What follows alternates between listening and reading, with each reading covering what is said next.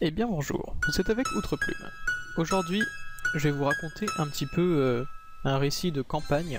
Tout a commencé par les Flammes d'Azeroth, un projet qui était réalisé par un certain Firias, donc du coup qui consistait à faire un jeu de stratégie dans l'univers de World of Warcraft, avec tout un contexte, etc. Et du coup ça faisait un petit peu de RP. Et du coup on allait y jouer des personnages. On avait toute une carte stratégique plutôt stylée, mais un petit peu très complexe. Et du coup le projet a été...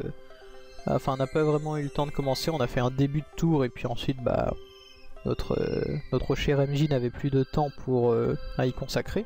Alors du coup j'ai tenté de refaire de reprendre le projet, mais en un petit peu plus simple.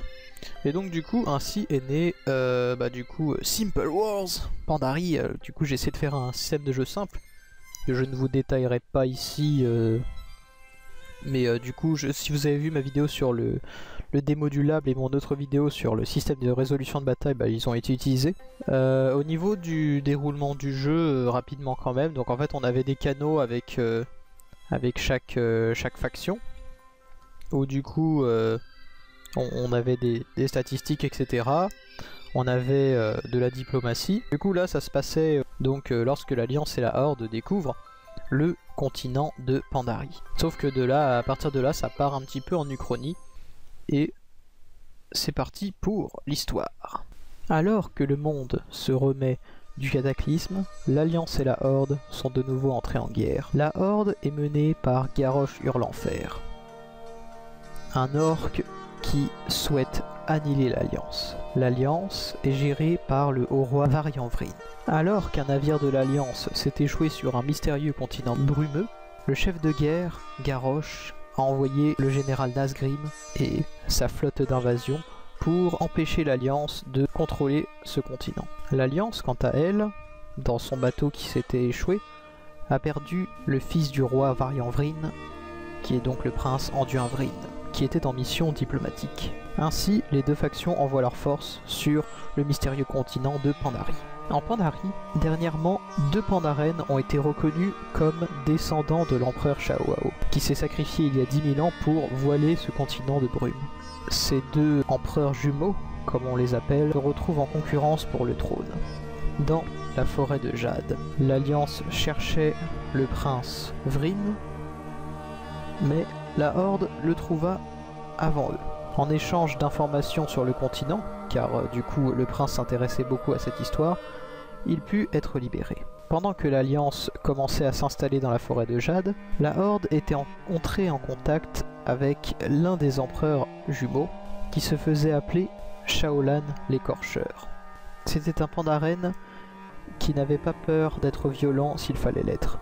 Il possédait la vallée des 4 vents, et en quelques jours seulement, il se fit construire Kensai, la capitale rouge, qui devint son palais. Après quelques diplomaties avec la Horde, Shaolan accepta sur ses terres, donc sur la vallée des 4 vents. Ainsi la Horde put s'installer. Le but était le suivant, protéger la Pandarie et de repousser d'éventuels envahisseurs. Car en effet, avec l'Alliance, que la Horde avait fait passer justement pour des envahisseurs, la Horde se représentait en tant que faction protectrice. Et je dis bien donc entre l'Alliance et d'autres sombres menaces qui pointaient le bout de leur nez, la Horde était un allié de choix. De l'autre côté de la muraille, il y avait les Mantides.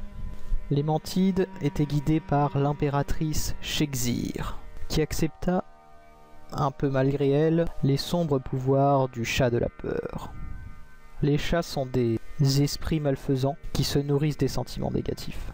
En échange de cette possession, l'impératrice devint beaucoup plus forte et elle prépara ses armées. On raconte que chaque siècle, les Mantides reviennent envahir la Pandarie, essayant de traverser le mur, qu'on appelle l'échine du serpent. Son armée fut bien plus nombreuse que prévu. Les Mantides étaient prêtes à attaquer. Dans les sommets de Kunlai, il y avait l'autre prétendante au trône de Pandarie, qui se faisait appeler Rinley, l'impératrice des neiges. Elle essayait plutôt d'être amicale et de contenter tout le monde.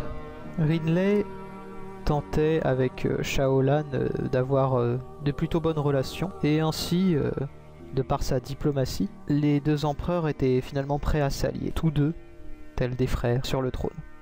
Ainsi, Cela pouvait éviter la guerre civile entre Pandaren. Encore plus au nord, il y avait l'île des géants, sur laquelle se trouvaient les Andalari. Les Andalari, c'est un peuple de trolls à la recherche de nouvelles terres à conquérir. Ils sont menés par le prophète Zul, ce sont des colons. Et alors qu'ils étaient sur cette île pour dresser des dinosaures à la guerre, ils en profitèrent aussi pour réanimer l'empereur Leishen, des Mogu.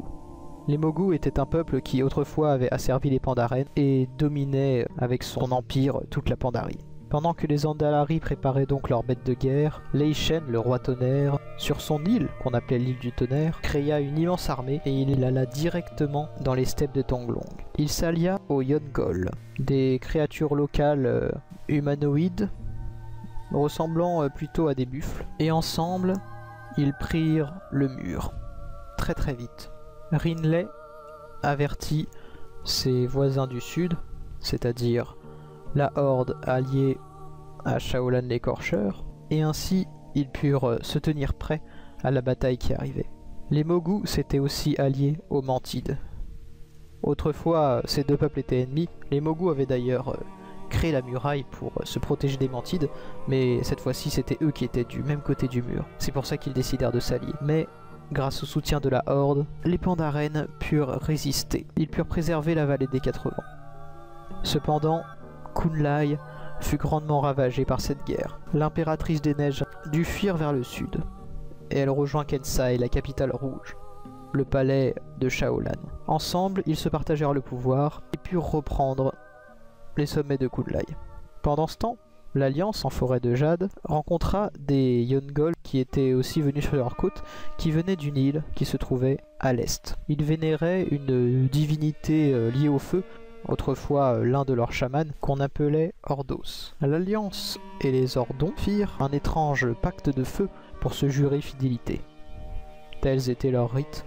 Les Pandaren alliés à la Horde, qui avait à présent repoussé la menace de l'Ouest, voyaient toujours l'Alliance comme une menace à l'Est. Ainsi, une nouvelle guerre commença, les Pandaren et la Horde contre l'Alliance, qui elle-même s'était donc alliée aux Yongol de l'Est. Les Yongol repartirent sur leur île et l'Alliance elle-même dut quitter la Pandarie. Comme ce fut leur accord, la Horde ne conquit pas la Pandarie. Elle laissa cependant quelques bases de protection et la Horde put se faire un allié de la Pandarie. Les Andalari, qui avaient tenté de prendre Kunlai par plusieurs fois, s'étaient fait repousser par l'impératrice Rinley, avant même que les Mogu alliés aux Mantides ne passent le mur. Après tous ces échecs, profitant de l'attaque des Mogu et des Mantides sur le mur, les Andalari décidèrent eux-mêmes de prendre l'île du roi tonnerre qui avait été vidée de ses soldats. Zul assura aux Mogu locaux que c'était pour leur protection. Le roi tonnerre, qui était au champ de bataille, périt, et Zul profita pour prendre les rênes des Mogu et des Andalari. Peut-être que l'empire Zandalari n'avait pas pu conquérir de terre en Pandarie, mais au moins il avait récupéré 2 îles qui se trouvaient au nord, et ainsi ils purent établir leur colonie. Les Mantides furent grandement affaiblis lors de l'attaque du mur et avaient été repoussées une fois de plus, mais elles n'avaient jamais été aussi loin, et l'impératrice avait survécu. Ainsi, elle retourna dans les ombres de son palais, qu'on nomme le cœur de la peur, et elle recommença à produire une nouvelle armée. Celle-ci ne mettrait pas 100 ans à se faire, et au moment où les Mogu seraient de nouveau prêts à frapper, avec un nouvel empereur désigné, elle serait également prête à les appuyer. Une fois que la Horde quitta les Pandaren, les menaces à l'est frappèrent de nouveau, et cette fois-ci, elles réussirent à prendre la Pandarie. La Horde, qui avait gardé quelques contacts avec les Pandaren, arriva trop tard. Ainsi, la Pandarie redevint un empire Mogu pour une partie, pendant que l'autre fut partagée avec les Mantides. Cependant, l'alliance ne dura pas, et Mogu et Mantides recommencèrent à se faire la guerre. Depuis ce jour, la Pandarie reste une terre de conflit, abandonnée de l'Alliance comme de la Horde.